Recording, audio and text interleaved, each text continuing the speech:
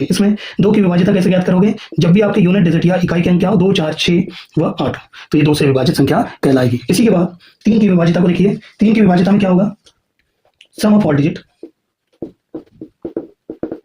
Divide 3, मतलब सभी अंकों का योग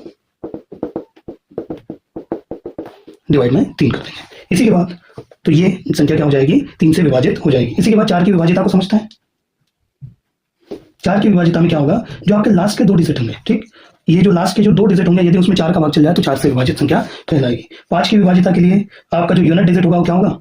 या तो 0 होगा या तो 5 होगा। 6 की विभाज्यता के लिए आपकी संख्या जो होगी 3, 2 और 3 दोनों से विभाजित होनी चाहिए, ठीक।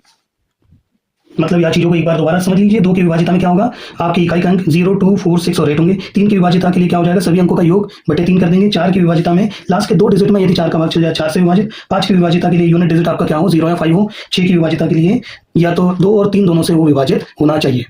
अब हम 7 की विभाज्यता देखेंगे।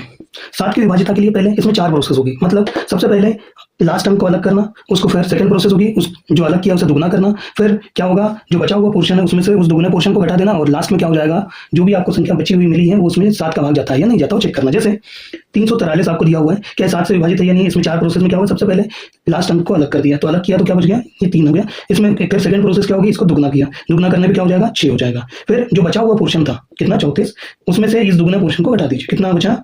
घटाने पे 28। क्या इस 28 में अगर 7 का भाग चल जाए तो ये क्या हो जाएगा? 7 से डिविजिबल हो जाएगी, ठीक। इसी के बाद 8 की विभाज्यता को देखते हैं। 8 की विभाज्यता में क्या होगा? जो आपकी संख्या होगी उसके लास्ट के 3 डिजिट देखेंगे, और उन 3 में यदि 8 का भाग चल जाए तो ये क्या हो जाएगी? 8 से विभाजित हो जाएगी।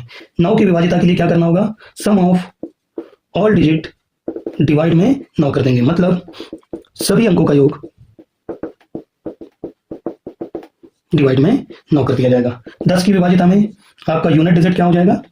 0 होगा। और 11 की विभाज्यता में भी 4 प्रोसेस होगी। सबसे पहले विषम पोजीशंस को जोड़ेंगे, फिर किन पर जो अंक होंगे उनको जोड़ेंगे। सेकंड कंडीशन में होगा सम पोजीशंस पे जो अंक होंगे उनको जोड़ेंगे, फिर उन दोनों को आपस में घटा देंगे, और उसके बाद जो संख्या हमें मिलेगी, क्या वो 0 हो या 11 से विभाजित अगर कोई भी संख्या हो, तो 11 से भाग जाने वाली कोई भी संख्या हो तो वो पूरी संख्या क्या हो जाएगी? 11 से विभाजित कहलाएगी।